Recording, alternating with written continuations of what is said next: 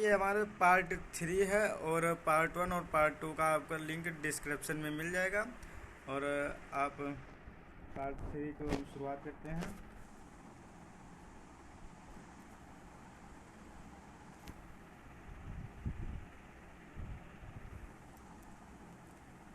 ऐसा क्यों है कि हरियाणा में औसत व्यक्ति आय केरल के औसत व्यक्ति आय से अधिक है, लेकिन इन महत्वपूर्ण क्षेत्रों में वह केरल से पीछे है? इसका कारण यह है कि यह आवश्यक नहीं है कि जेब में रखा हुआ पैसा सब वस्तुएं और सेवाएं खरीद सके जिनकी आपको बेहतर जीवन के लिए आवश्यकता हो सकता है। नागरिक कितनी भौतिक वस्तुएं और सेवाएं प्रयोग कर सकते हैं, इसके लिए आय अपने आप में संपूर्ण रूप से पर्याप्त सूचक नहीं है। उदाहरण के लिए, समानता आपका द्रव्य आपके लिए प्रदूषण मुक्त वातावरण नहीं खरीद सकता, या बिना मिलावट की दवाएं आपको नहीं दिला सकते जब तक आप ऐसे समुदाय में ही जाकर नहीं रहने लग जाते जहां ये सुविधाएं पहले से उपलब्ध हैं। द्रव्य आपको संक्रामक बीमारियों से भी नहीं बचा सकता जब तक आपका पूरा समुदाय इससे बचाव के लिए कदम नहीं उठाता। ये बच्चों का आप चित्र देख लीजिए, ये सब बच्चे पढ़ रहे हैं क्लास में।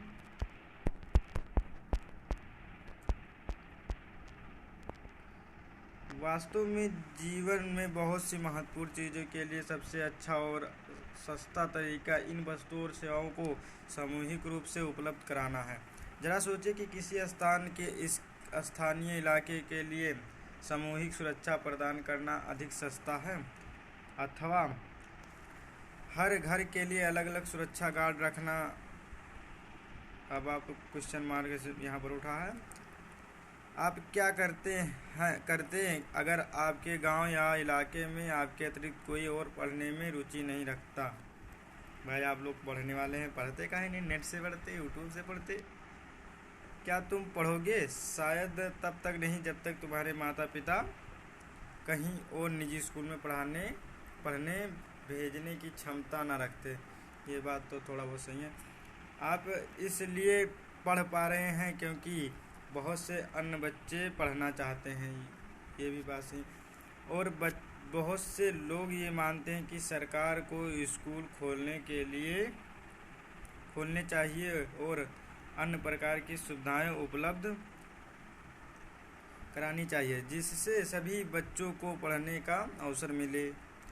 अभी भी बहुत से क्षेत्र में बच्चों, मुख्य रूप से लड़कियों, उच्च विद्यालय शिक्षा भी नहीं ले पाती हैं। हमारे वहाँ गांव के तरफ बहुत कम ही लड़कियां ले पाती हैं क्योंकि सरकार समाज ने इसके लिए पर्याप्त सुविधाएं उपलब्ध नहीं कराई। केरल में शिशु मृत्यु दर कम है क्योंकि यहाँ स्वास्थ्य और शिक्षा आप स्वस्थ और स्वस्थ में अलग अलग ऐसा फर्क है। स्वास्थ्य माने आप स्वस्थ तो आप खुद हैं, उसका स्वस्थ रहता है, और स्वास्थ्य के लिए कहा गया है आपके वहाँ का सुविधा स्वास्थ्य के लिए। और शिक्षा की मौलिक सुविधाएं पर्याप्त मात्रा में उपलब्ध है। इसी प्रकार कुछ राज्यों में सार्वजनिक वितरण प्रणाली, आप इसे जरूर याद करें, सार्वजनिक वितरण प्रणाली से ये क्वेश्चन 1 नंबर का भी आ सकता है, MCQ में भी आ सकता है, आपको लिखने को आ सकता है। प्रणाली ठीक प्रकार कार्य करती है। ऐसे राज्यों में लोगों के स्वास्थ्य पोषण स्तर निश्चित रूप से बेहतर होंगे। अब आप एक डायग्राम दिया हुआ, आप ये कहानी आप खुद पढ़ लीजिएगा, और ये क्रियाकलाप दिया हुआ है, आप इसे नीचे वाला भर लीजिएगा। हाँ, यहाँ एक BMI रिपोर्ट दिया है।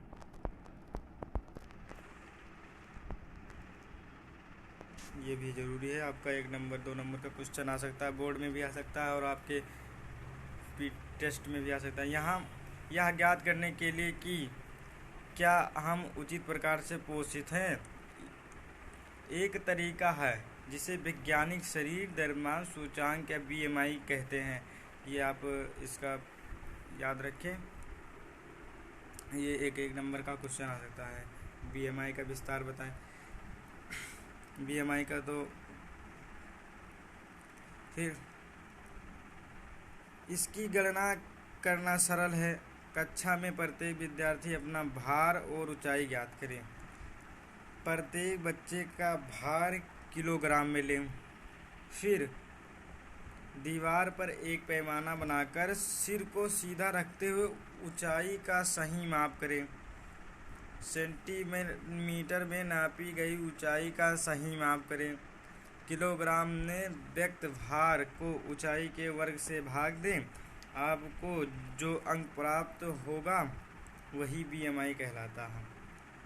वह देख लीजिए आप, किलोग्राम में जो भार आप ले रहे हैं उससे भाग दें ऊंचाई के वर्ग से। आप ऊंचाई का वर्ग आप मीटर में ले सकते हैं, मीटर स्क्वायर से आप भाग दें। आपको जो अंक प्राप्त होगा वही बीएमआई कहलाता है। फिर इस पुस्तक के पृष्ठ 90 और 91 पर दी गई आयु अनुसार बीएमआई तालिका को देखें। 90 और 91 पृष्ठ पे हम देखेंगे अगली बार। विद्यार्थी की बीएमआई सामान्य से कम या सामान्य से अधिक हो सकता है। यदि एक विद्यार्थी की बीएमआई 2SD से -2SD से +2SD के बीच में है तो उसे सामान्य कहा जाएगा। यदि -2SD से अधिक है तो न्यूनभारित है और अतिरिक्त पोषण की आवश्यकता है। और उदाहरण के लिए, यदि एक विद्यार्थी की आयु 14 वर्ष 8 माह है और उसकी बीएमआई 15.2 है तो वह अल्पोषित है। इसी भांति यदि एक विद्यार्थी जिसकी बीएमआई 28 है और आयु 15 वर्ष 6 माह है को न्यूनभारित कहेंगे, उसको न्यूनभारित कहेंगे। देख लीजिए, इसमें अल्पोषित का भी दिया है और न्यूनभारित को भी दिया है, दोनों आप उसका डिफिनीशन जान सकते हैं। विद्यार्थियों की जीवन परिस्थिति, भोजन एवं व्यायाम संबंधी आदतों को बिना किसी को लज्जित किए समान रूप से चर्चा करें। यहाँ एक और दिया हुआ है डाटा, मानव विकास रिपोर्ट। एक बार यह बात समझ में आ जाए कि यद्यपि आय का स्तर महत्वपूर्ण है, पर यह विकास के स्तर को मापने का अपर्याप्त दंड है, तो हम अन्य मापदंडों के बारे में सोचने लगेंगे।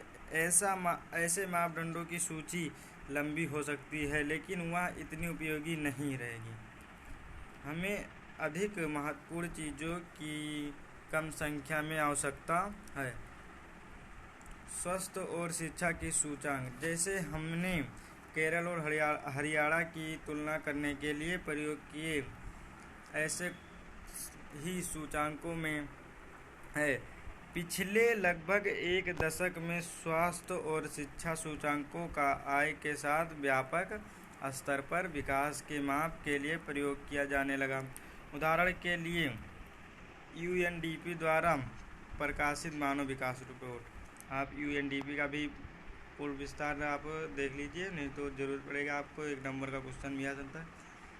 मानव विकास रिपोर्ट देशों की तुलना लोगों के शैक्षिक स्तर, उनकी स्वास्थ्य स्थिति और प्रति व्यक्ति आय के आधार पर करती है।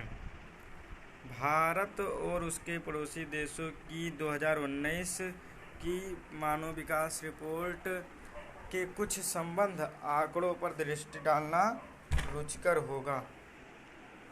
अब ये आप देख लीजिए। आप वर्ष 2017 के भारत और उसके पड़ोसी देशों के कुछ आंकड़े। अब आप सकल राष्ट्रीय आय देखेंगे। देश जैसे श्रीलंका का भारत से अधिक था। देखिए आप, राष्ट्रीय आय, सकल राष्ट्रीय आय कहा जाता है।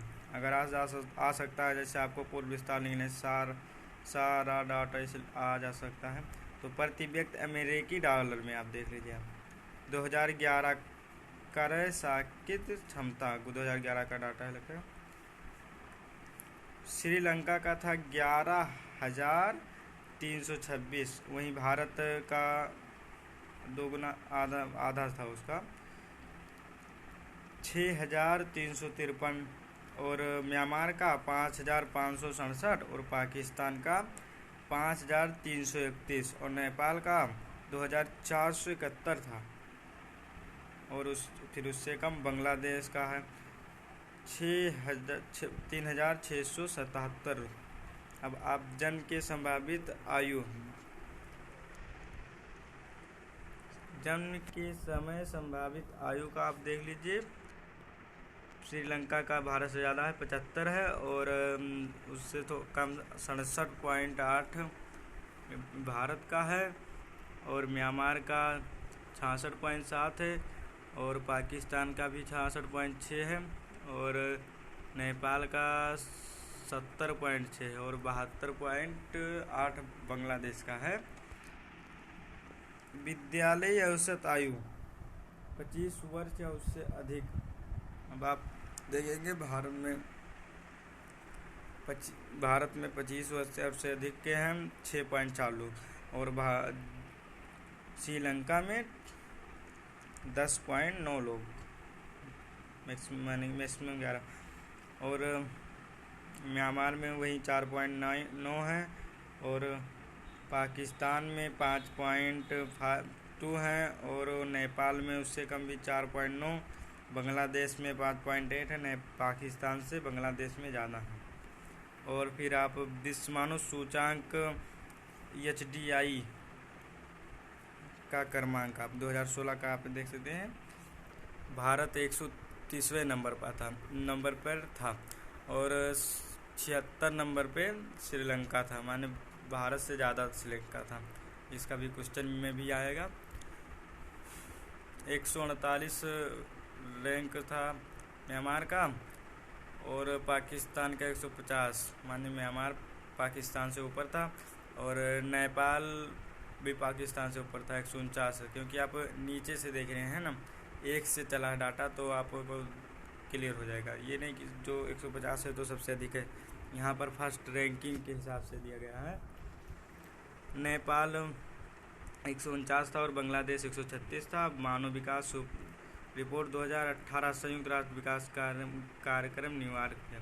अब आप इसका पढ़ सकते हैं, ये आपके पेपर में भी आ सकता है।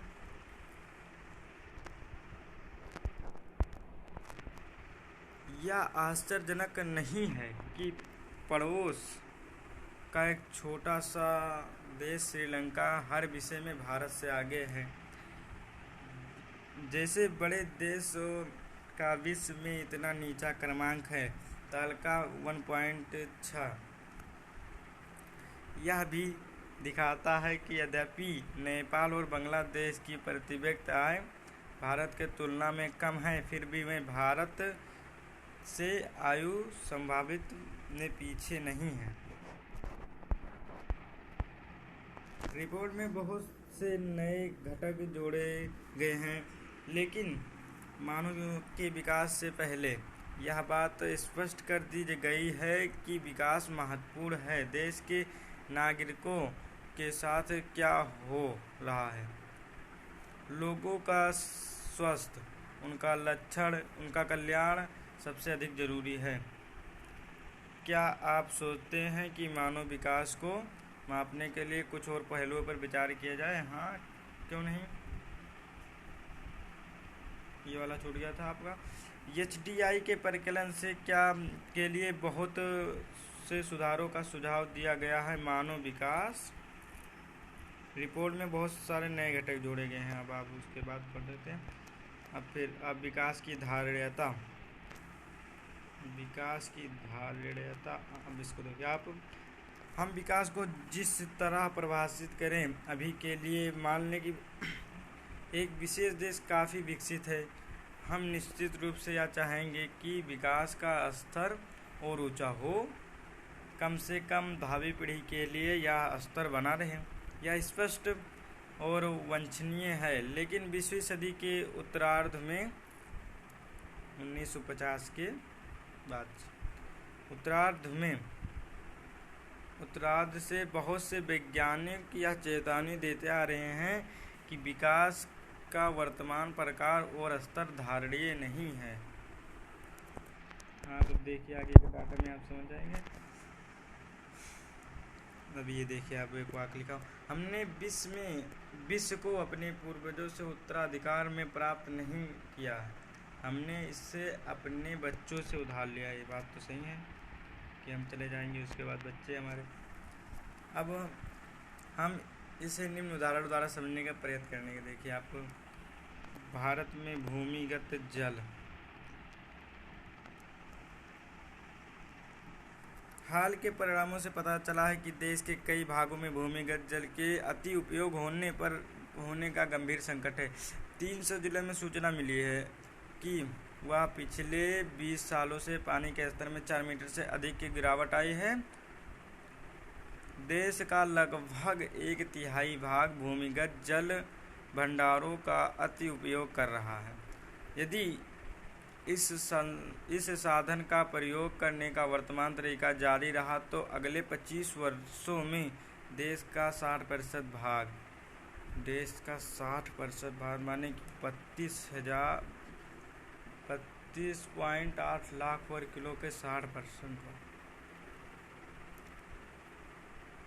इस साधन का अतिप्रयोग कर रहा होगा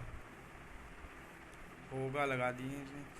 भूमिगत जल का अति उपयोग विशेष रूप से पंजाब और पश्चिमी उत्तर प्रदेश के कृषि दृष्टि से समृद्ध क्षेत्रों, मध्य और दक्षिण भारत के चट्टानी पठारी क्षेत्रों, कुछ तटवर्ती क्षेत्रों को भी तेजी से विकसित होती शहरी बस्तियों में पाया जाता है। अब इसमें क्वेश्चन दिया, आप ऐसा क्यों सोचते हैं कि भूमिगत जल का अति उपयोग हो रहा है?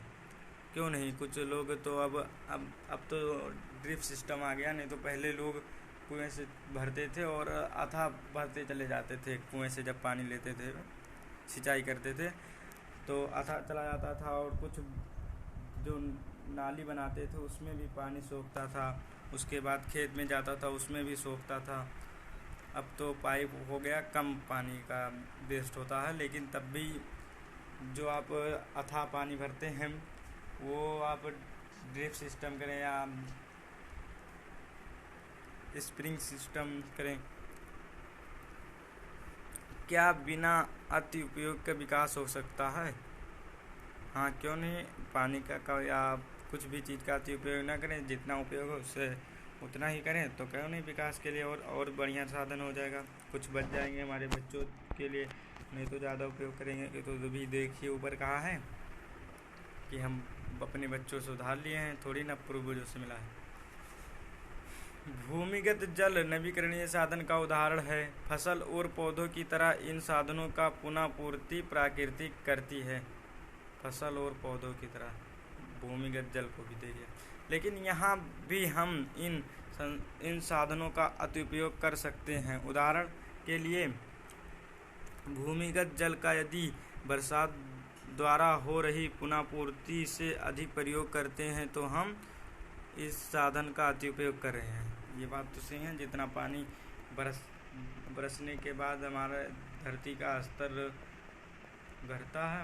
बढ़ता है और उससे अधिक अगर हम कर रहे हैं तो फिर दिक्कत तो पड़ेगा ही, सूखा पड़ सकता है, कभी कभी तो पानी नहीं बरसता है तो सूखा तो पड़ ही जाता। गैर नवीकरणीय साधन वो हैं, अब आप यहाँ देख लीजिए, जो वर्षों से प्रयोग के पश्चात समाप्त हो जाते हैं। वर्षों से प्रयोग, और इन संसाधनों का धरती पर एक निश्चित भंडार है। और इनकी पुनः पूर्ति नहीं हो सकती। कभी कभी हमें ऐसे नए संसाधन मिल जाते हैं जिनके बारे में हम पहले कोई जानकारी नहीं थी। नए स्रोत भंडार में वृद्धि करते हैं, लेकिन समय के साथ यह भी समाप्त हो जाएंगे। सही कह रहे हैं भाई। अब यहाँ को दिया हुआ है डाटा। उदाहरण के लिए हम जमीन से जो कच्चा तेल निकालते हैं वह गैर नवीकरणीय संसाधन है। नवीकरणीय देखे थे आप और अनवीकरणीय संसाधन ऊपर देखे थे। अब ये गैर नवीकरणीय संसाधन है, एक और आ गया। लेकिन हमें तेल का ऐसा स्रोत मिल सकता है जिसके बारे में हमें पहले जानकारी ना हो। इसके लिए हर समय खोज चलती रहती है। नीचे दी गई तालिका को देखिए। उदाहरण 2, प्राकृतिक संसाधनों को का दोहन। कच्चे तेल के लिए निम्न आंकड़े को देखिए। अब आप देखेंगे कच्चे तेल के अतिरिक्त भंडार क्षेत्र माने देश दिया हुआ मध्यपूर्व, यानी मध्यपूर्व में आपका एशिया के बाहरी साइड वाले। तो 807 million barrel 807.7 million barrel, 1000 million barrel दिया हुआ है। और भंडारों को चलने की वर्ष भी देखो 70 वर्ष चलेगा मध्य पूर्व के। और संयुक्त राज्य अमेरिका में 50 है, वह 10.5 वर्ष चल सकता है। और विश्व में देखिए आप 1696 है, 1696.6, जिसका 50 वर्ष 0.2 वर्षों तक का चलने का आवश्यकता है। अब आप ये डाटा आप याद कर लीजिए ताकि आपके ये सब डाटा यूपीएससी में भी पूछ सकते हैं। देखिए अब 2017 का डाटा है।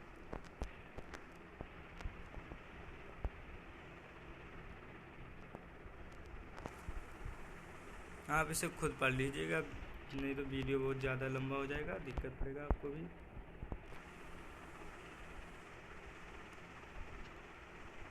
पर्यावरण में गिरावट के परिणाम राष्ट्रीय और राज्य सीमाओं का ख्याल नहीं करते। यह एक क्षेत्र के देशगत विषय नहीं रह गया है। हम सब का भविष्य परस्पर जुड़ा हुआ है। विकास की धारणीयता तुलनात्मक स्तर पर ज्ञान का नया क्षेत्र है, जिसमें वैज्ञानिक, अर्थशास्त्री, दार्शनिक और अन्य सामाजिक वैज्ञानिक मिलजुल कर काम कर रहे हैं। विकास या प्रगति का प्रश्न हमेशा चलने वाला प्रश्न है। हर वक्त में हमें व्यक्तिगत स्तर पर और समाज का सदस्य होने के नाते यह प्रश्न पूछने की आवश्यकता है कि हम कहाँ जाना चाहते हैं, हम क्या बनना चाहते हैं और हमें क्या लक्ष्य है। आप ये जो क्वेश्चन दिया हुआ आप इसे ज़रूर हल करें ताकि आपको बोर्ड में जब पेपर आए तो आप हल कर सकें उसे बढ़िया से। आप इसे पहले से हल कर रहेंगे तो आपको दिक्कत भी ज़्यादा नहीं पड़ेगा। इसलिए विकास पर बहस जारी है। अब आगे का डाटा क्या कह रहा, अभी क्वेश्चन आंसर है। क्वेश्चन आंसर हम अगले पार्ट में बनाएंगे। अब आपको देखने के लिए धन्यवाद। और आप इसका भी PDF आप पा जाएंगे हमारे टेलीग्राम पे। हम टेलीग्राम का डिस्क्रिप्शन नीचे लिंक में दे देंगे। और आप इस चैनल को सब्सक्राइब और लाइक ज़रूर करें। धन्यवाद आपको देखने के लिए।